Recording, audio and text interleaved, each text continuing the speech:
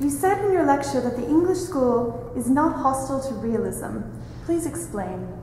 Of course, both approaches give a lot of emphasis to sovereignty, to the balance of power, to alliances, to war. English school theory have conceived these things in different ways, so the balance of power is conceived as an institution rather than a mechanism. Sovereignty is conceived as an idea rather than a material fact.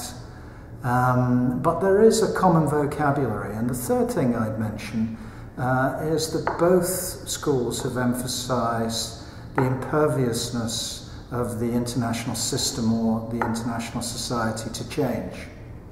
It's relatively resistant to change.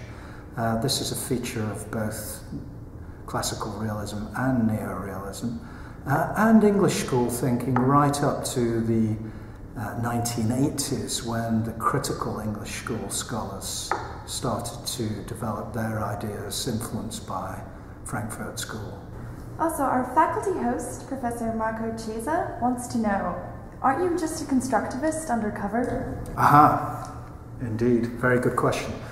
I would say that the constructivists are English school thinkers undercover. The reason being that the English school came first. When constructivism first started to appear in academic journals and discussions, academic debates and so on, a lot of people who were schooled in international society thinking were a bit puzzled. It's not so much they didn't understand it as they thought, well, we've been doing this already. What's new about this? According to the English school, if and how do expectations imply predictability? By looking at the rules of the game, by looking at the norms of the international system, by looking at the principles of the international system, we can make international relations less unpredictable than they otherwise would be. Generally speaking, they're unpredictable.